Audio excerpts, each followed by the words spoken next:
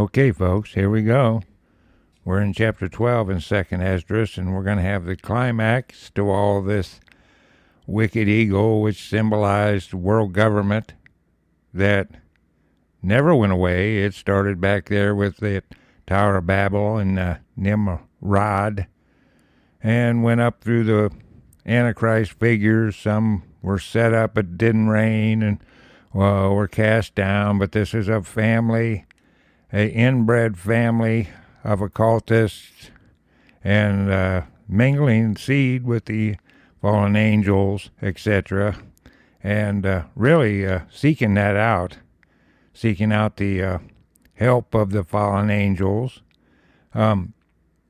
So here we have the notes here in 12, as instead of looking at all the small pictures of empires, we're looking at the big overview, the 7,000-foot view of world government, okay?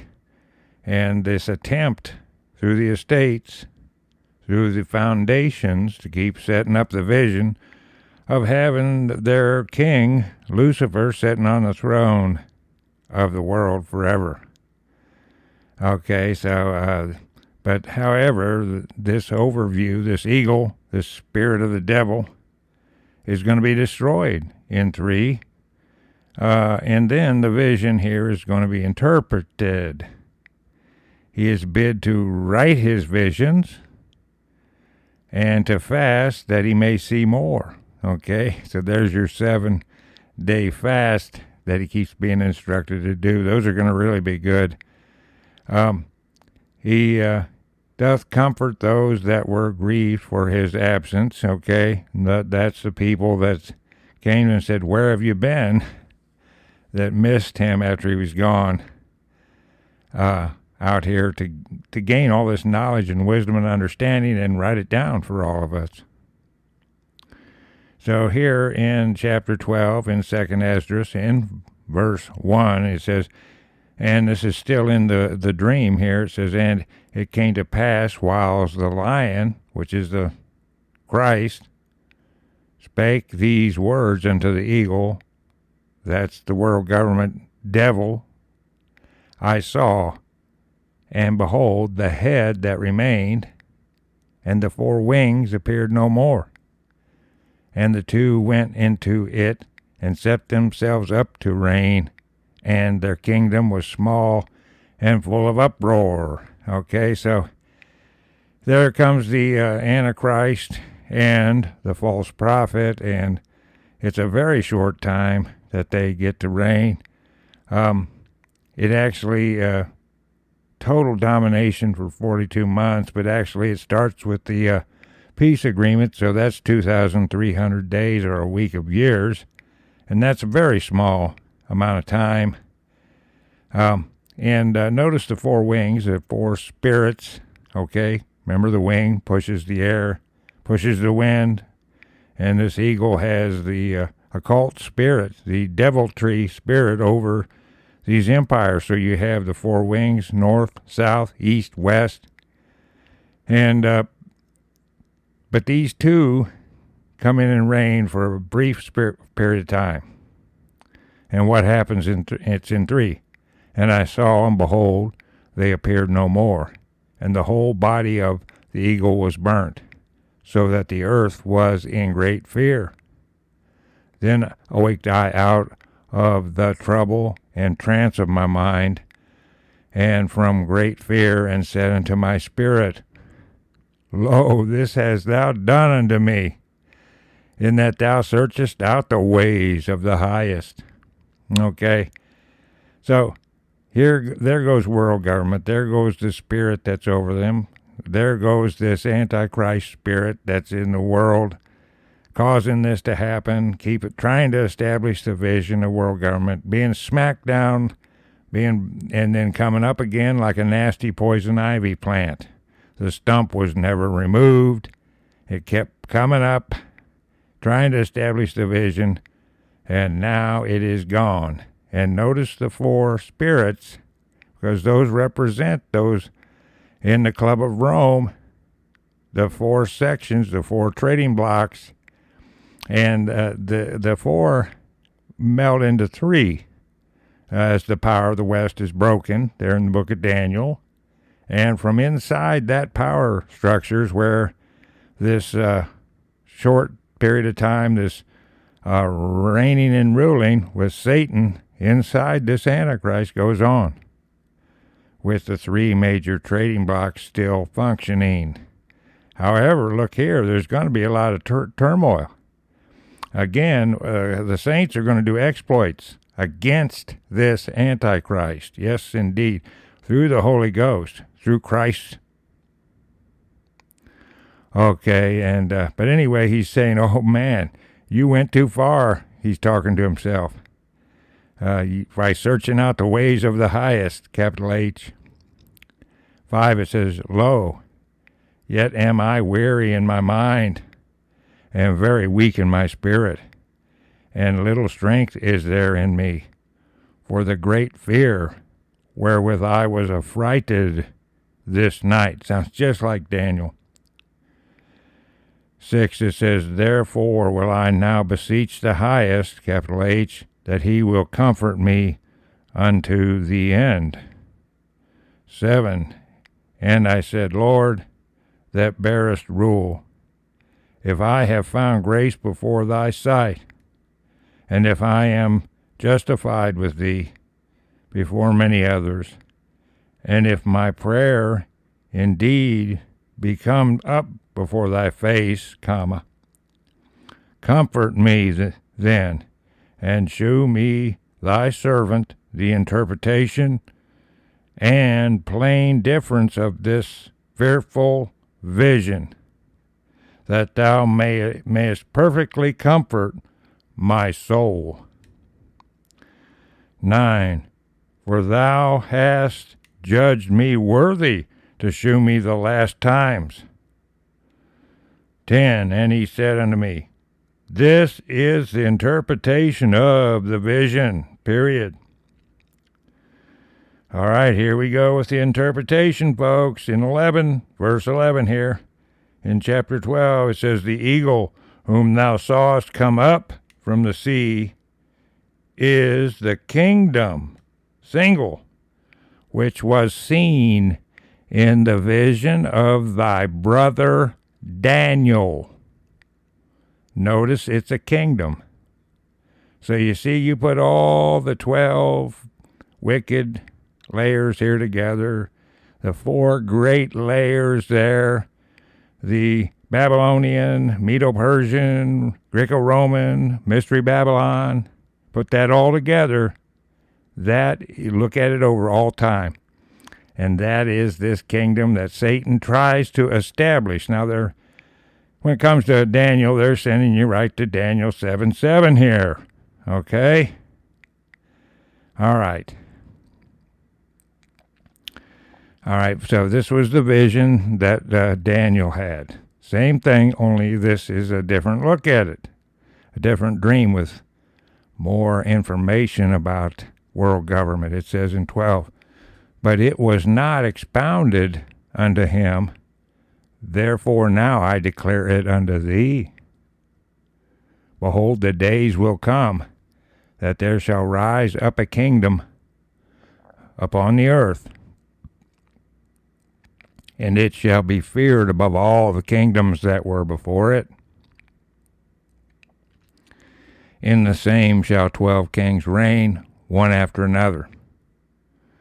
Okay, you see how this is all one big kingdom. When Daniel saw this, notice how if you take Babylon, and when it was split, it still had one law. I mean, when they got on Darius or when they got on Sirius, they said, this is the law of the Medo-Persian. So even though it was a split, weaker kingdom, it still had a connection there, religiously and through their legal laws. Okay, so see, this didn't all just quit. We're looking at the 7,000-foot view here, folks, and this kingdom goes on. These estates didn't just go away. They kill one of them. His son takes his place. And on they go, trying to establish this world vision with their king, Lucifer. Okay, in 14, in the same shall 12 kings reign, one after another, whereof the second shall begin to reign, and shall have more time than any of the 12. Okay, we explained that, who was the longest ruling. And, of course, that's Nebuchadnezzar, 70 years. I don't know any of them that lasted longer than that. And this do the 12 wings signify which thou sawest. As for the voice which thou heardest speak, and that thou sawest not to go out from the heads, but from the midst of the thereof, this is the interpretation, that after the time of that kingdom there shall arise great strivings, and it shall stand in peril of falling. Nevertheless, it shall not then fall, but shall be restored again to his beginning. You see how this does not fall. You see, just because Nimrod's kingdom was split up, it doesn't go away. Do the kings fight over it? Yes. And we got Hammurabi there. We have Nebuchadnezzar, and even when he falls, it doesn't just completely go away. A lot of the laws and statutes are still there. In fact, a lot of the laws from Nimrod are there with Nebuchadnezzar. Like if someone blasphemies against Baal, you throw him in the furnace. That's Babylonian law that never went away, you see. So here it comes again. It shall be restored again to his beginning. 19. And whereas thou sawest the 8 small under feathers sticking to her wings, this is the interpretation, that in him there shall arise 8 kings, whose time shall be but small, and their years swift. Okay? Now, if you take Alexander the Great, that was 12 years, and then he split it up. And these people didn't last at all. The fight was on. And then we had of this plethora of kings, the Antiochuses and the Ptolemies, the Greco-Roman that just pushed and pulled, and in the middle of that there was the Maccabees trying to defend their people. That's a great history there, folks. It's in the podcasts. I recommend going through it with us there. 21, and 2 of them shall perish, the middle time approaching.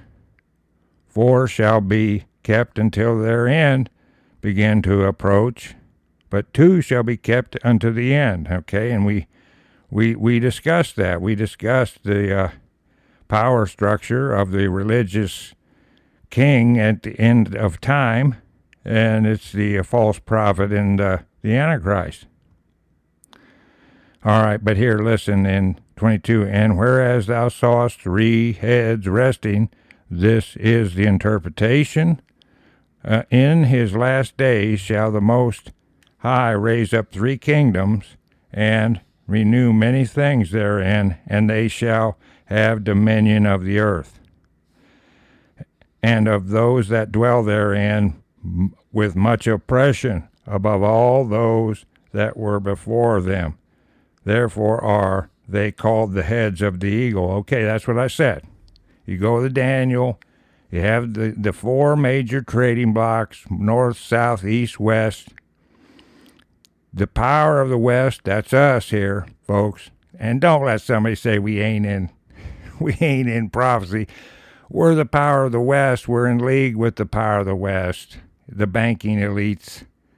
And so the power of the West is broken, and these 3 heads come up, and that's where the Antichrist comes in and does his dirty dealing, all his peace agreements and all that. That's easy, okay?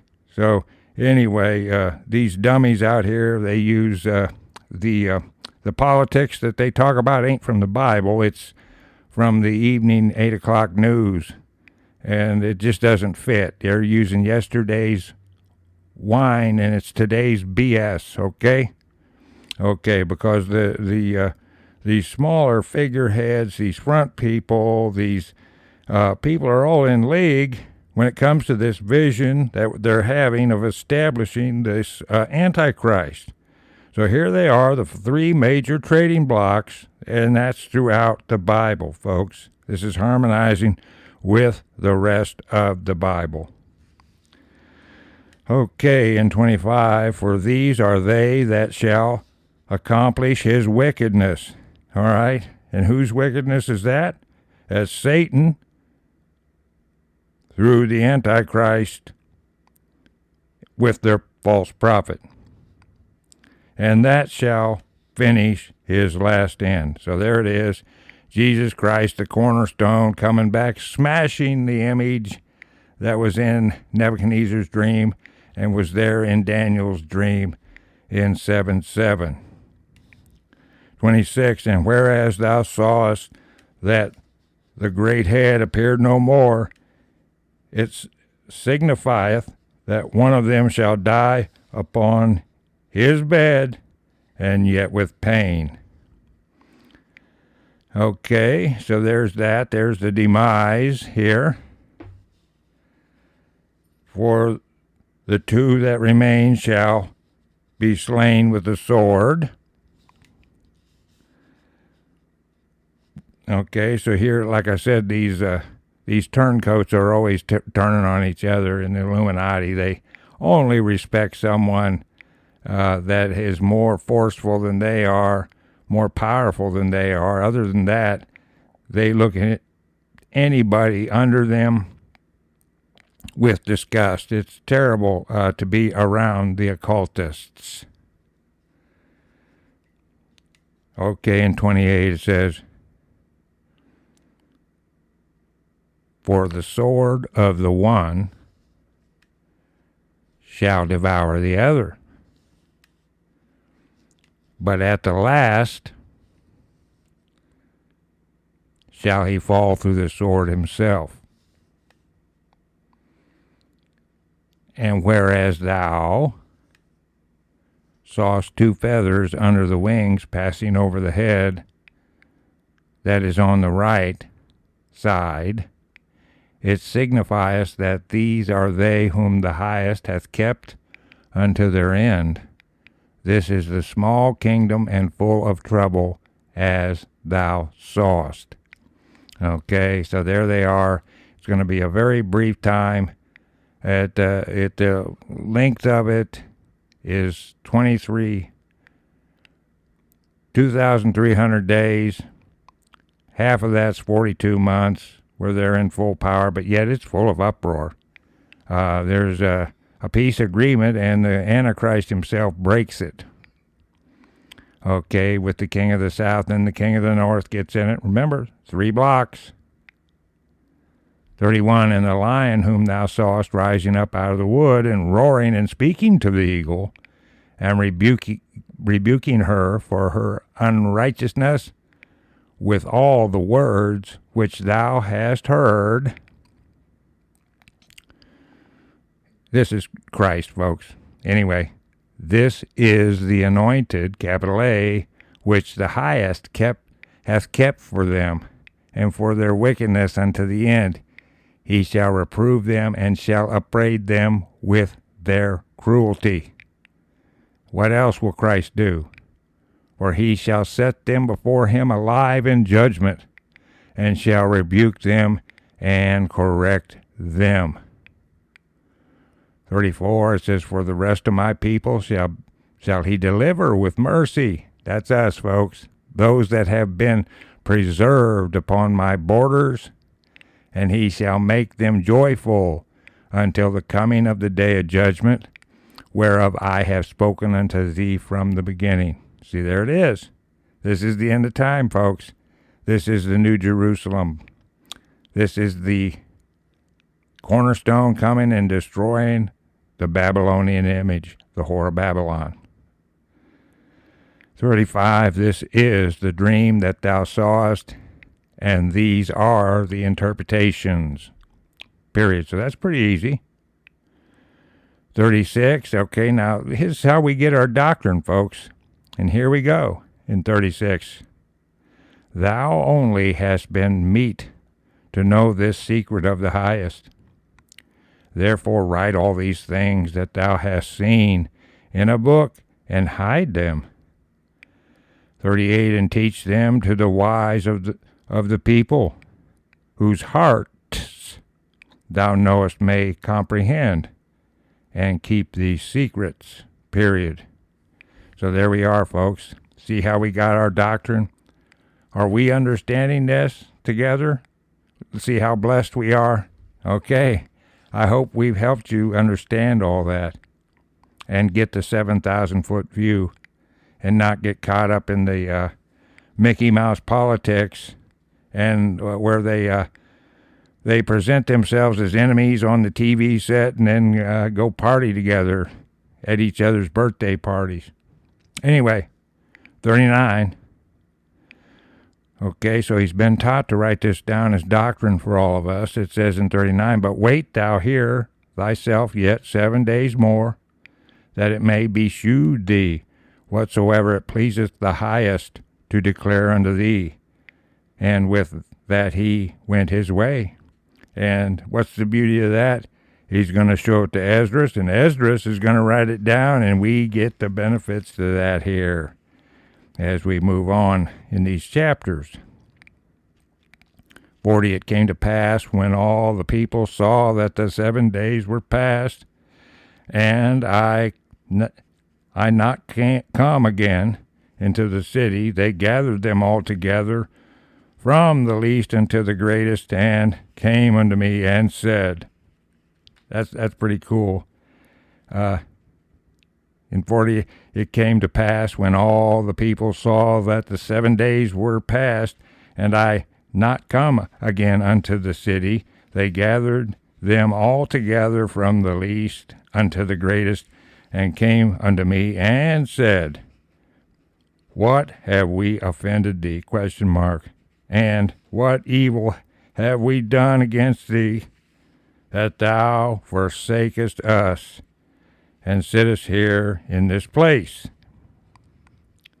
42, for all the prophets thou only art left us as a cluster of the vintage, and as a candle in a dark place, and as a haven or ship preserved from the tempest.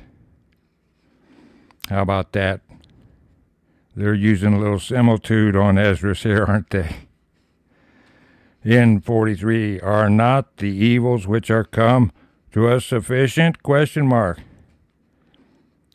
44, if thou forsake us, how much better had it been for us if we also had been burnt in the midst of Zion. For we are not better than they that died there. And they wept with a loud voice. Then answered I them and said, 46, be of good comfort, O Israel, and be not heavy, thou house of Jacob. For the highest hath you in remembrance, and the mighty hath not forgotten you in temptation. As for me, I have not forsaken you, neither am I departed from you. But am come into this place to pray for the desolation of Zion, and that I might seek mercy for the low estate of your sanctuary, S. 49, and now go your way home, every man, and after these days will I come unto you, 50, so the people went their way into the city, like as I commanded them. 51, but I remained still in the field 7 days, as the angel commanded me, and did eat only in those days of the flowers of the field, and had my meat of the herbs. And this is still the field of Arteth, okay? And now we're going to get another, some more of these great prophecies, and we're going to get the similitude, and then we're going to get the plain speaking here as we go on into chapter 13. This is really wound up good here. I hope that this view of world government from Nimrod to the Antichrist and the destruction of Jesus Christ, of their ways and their great Antichrist empire, the spirit of the devil over it, I hope that this is clear how it progressed here in these last two chapters. Now we get lots of prophecies here about the history, and we get lots of prophecies about the future history, okay, that's coming, and lots of looks here in plain speaking at what's going around us today. So this is going to be very heavy-duty, good teaching here with what we are enduring today, folks. So I'm looking forward to doing it, and we're going to do our best job to make it as easy as possible for everybody to understand all this. So I'll see you in chapter 13. Bye-bye.